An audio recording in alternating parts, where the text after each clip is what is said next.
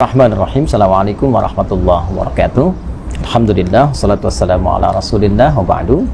Saudara-saudariku dimanapun Anda berada, hari ini kita akan berbagi tentang sunnah, tuntunan berkehidupan yang melekat pada kehidupan kita, aktivitas kita, sekalipun singkat, padat, tapi begitu bermakna. Sunnah ini didapati dalam salah satu hadis Nabi SAW yang diriwayatkan oleh sahabat Abu Hurairah radhiyallahu ta'ala anhu. Qala Rasulullah sallallahu alaihi wasallam, al-fitratu khamsun atau khamsatun minal fitrah. Fitrah itu yaitu segala yang melekat pada kehidupan manusia, setidaknya ada 5 yang sangat bermakna. Satu, al-khitan, yaitu berkhitan. Yang kedua, al-istihdad, membersihkan rambut di sekitaran kemaluan. Kemudian yang ketiga, natful ibti, ya, yaitu mencabut atau membersihkan di bulu ketiak. Yang keempat, qasus syarib, yaitu menipiskan kumis. Dan yang kelima adalah taqlimul alfar, yaitu memotong kuku. Dari 5 hal ini kita akan mengambil satu untuk memberikan praktikal yang singkat dan mudah untuk dipahami, yaitu tentang memotong kuku. Dan melekat ini disebut dengan fitrah karena membersihkan, memotong, merapikan kuku adalah bagian yang menunjukkan tentang kebersihan yang memang menjadi bawaan fitrah manusia, cenderung hidup lebih bersih, lebih rapi, lebih indah, dan lain-lain sebagainya. Dan kuku adalah bagian yang melekat pada kehidupan kita. Karena itu orang insan beriman, orang Islam itu mesti tampil dengan bawaan fitrahnya, senang dengan kebersihan, kerapian, termasuk mengatur tentang kebersihan dan kerapian kukunya. Dalam Islam diajarkan kita bagaimana cara memotong kuku yang baik. Para ulama memberikan praktikal atau tutorial singkat kepada kita, dan kita ambil salah satu di antara contoh yang disampaikan oleh para ulama terkait dengan perintah ataupun sunnah memotong kuku ini.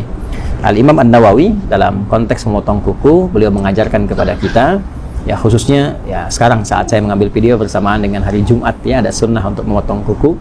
Maka dari 10 jari ini yang tangan, ya, yang melekat pada tangan ataupun nanti yang ada di kaki, kita memulai dengan yang telunjuk terlebih dahulu. Ini ya, para ulama mengajarkan kita, para ulama memulai dengan telunjuk di sini, ya. Caranya kita mengambil yang telunjuk terlebih dahulu. Yang memotong mungkin punya cara yang tersendiri, dimulai dengan telunjuk, kita rapihkan berkesesuaian sehingga tidak terlalu dalam juga. Ya, bisa kita ambil sedikit misalnya. Ya, bismillahirrahmanirrahim. Kita ucapkan bismillah ya untuk bisa menjadikan bagian kegiatan sebagai ibadah, ya. Nah, ini seperti ini teman-teman sekalian. Ya. Ya. Nah, ini sengaja saya tadahi menggunakan tisu, gitu ya, agar juga bagian dari potongan kuku tidak kemana-mana, dan nanti ada hikmahnya. Ada hikmahnya, ya. Saya jelaskan dulu secara keseluruhan, nanti hikmahnya di akhir saya tutupkan. Di setelah dari telunjuk sini, kemudian sampai mulai dari kelingking, ya, dari telunjuk di sini selesai, maka dilanjutkan dari kelingking, ya, ke sini telunjuk selesai, kemudian pindah ke kelingking.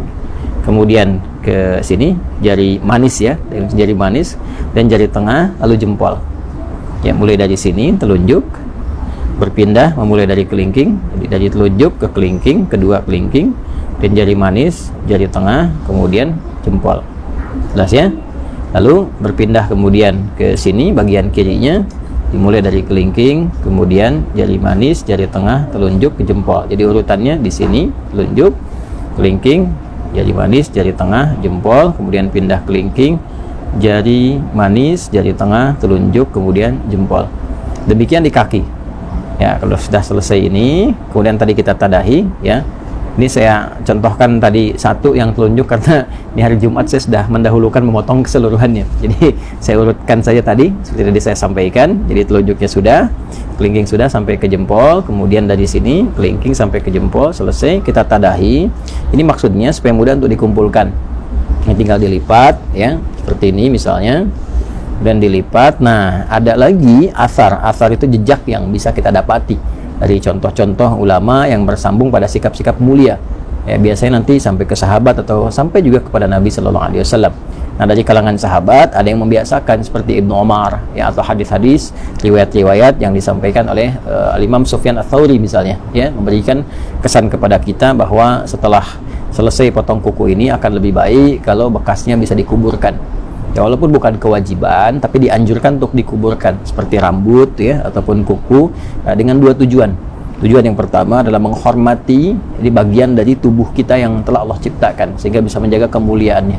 Ini kan bagian dari tubuh kan, jaga kemuliaannya jadi nggak dilempar sembarangan. Walaupun mungkin kita bisa dilipat seperti ini, dibuang ke tempat yang layak gitu kan. Nah, itu sebetulnya tidak ada masalah juga, tapi akan lebih mulia kalau bisa dikuburkan, lebih bagus. Yang pertama takrim, untuk memuliakan pada bagian tubuh yang telah Allah ciptakan. Kemudian yang kedua, yang penting juga menghindari hal-hal yang bisa menghadirkan madarat yang tidak tampak. Ya, madarat itu hal-hal yang membahayakan kepada diri tapi tidak tampak. Seperti kebiasaan-kebiasaan tukang sihir misalnya, ya, atau hal-hal terkait magic yang seringkali menggunakan bagian-bagian dari potongan tubuh, khususnya rambut. Ya, ada juga yang terkait dengan kuku.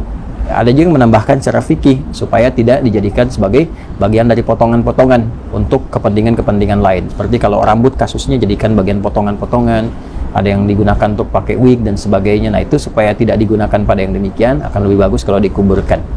Nah, itu secara singkatnya, potong kuku, bagian dari fitrah. Hikmah fitrah itu menjaga kebersihan, tampil lebih rapi dan indah, dan dimulai dengan susunan yang tadi telah disampaikan, diakhiri dengan alhamdulillah, niatkan sebagai ibadah, dan mudah-mudahan selain tampil indah, elok, rapi, juga berpahala di sisi Allah Subhanahu wa taala. Al-Hidayat. Assalamualaikum warahmatullahi wabarakatuh.